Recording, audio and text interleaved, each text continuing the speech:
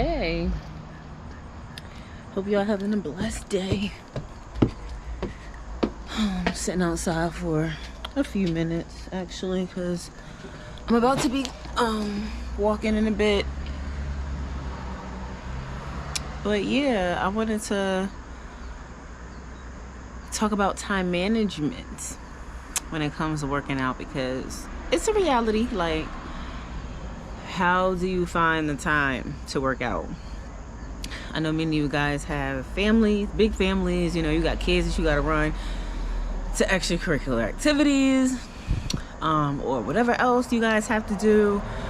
I don't know like what your work hours are, if you have to volunteer or if you have practice for specific things that you do in your personal life. Time management is like everything. And I like this subject because it kind of makes you think about how important is something to you, Think about when a friend asks you for some help. Oh, can you do me this favor? Or can you do this, blah, blah, blah. Sometimes you can be so bogged down, but you manage to still find time.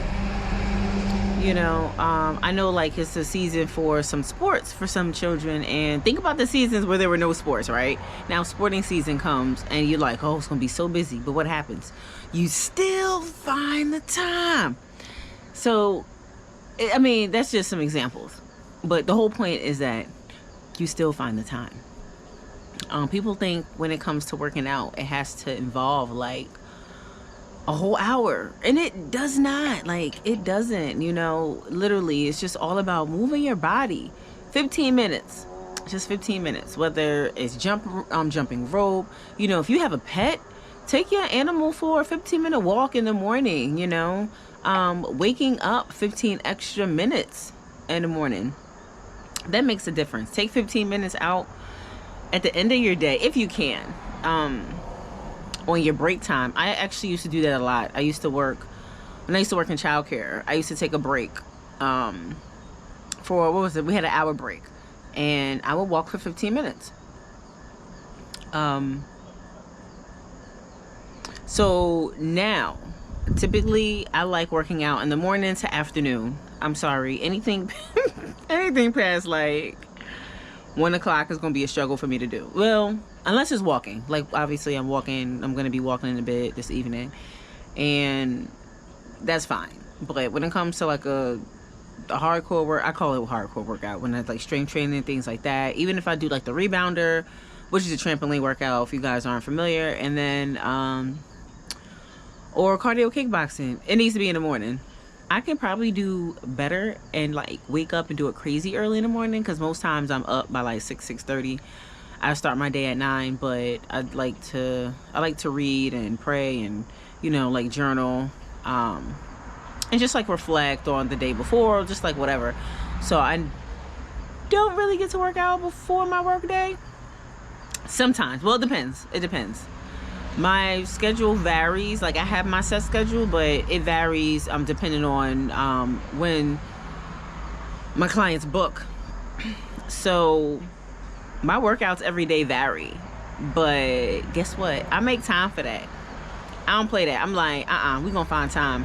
So I do have more time here in Jersey, because it's just me. So I'm just able to like 100% focus on myself. But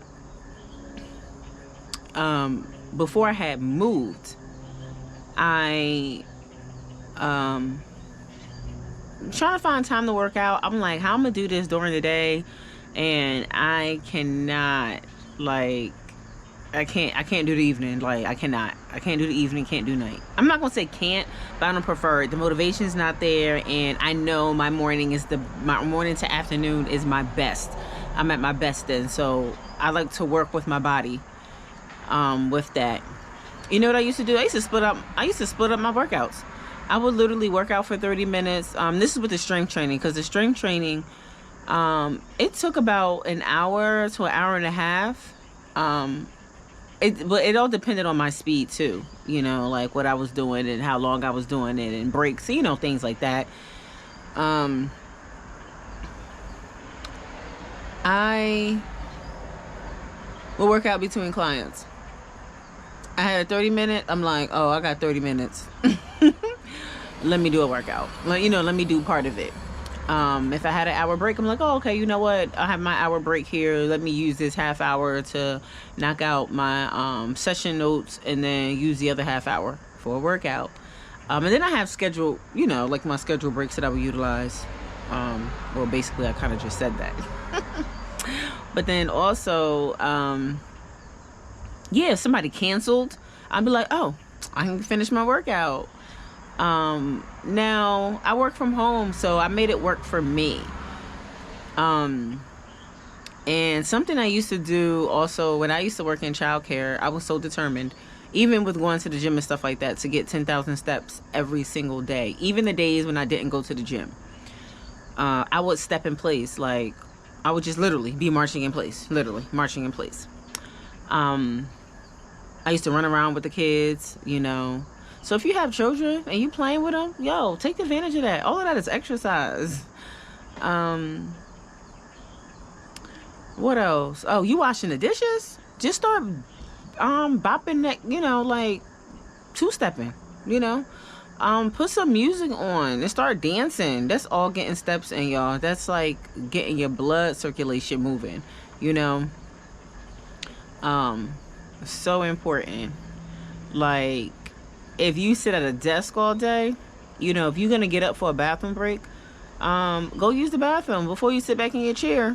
Do like 10 squats and then sit back down. Get up and take a break and just stretch. It only takes like a minute to stretch. Do every move do a movement every 5 seconds or something. Let me see what else. Take the long way.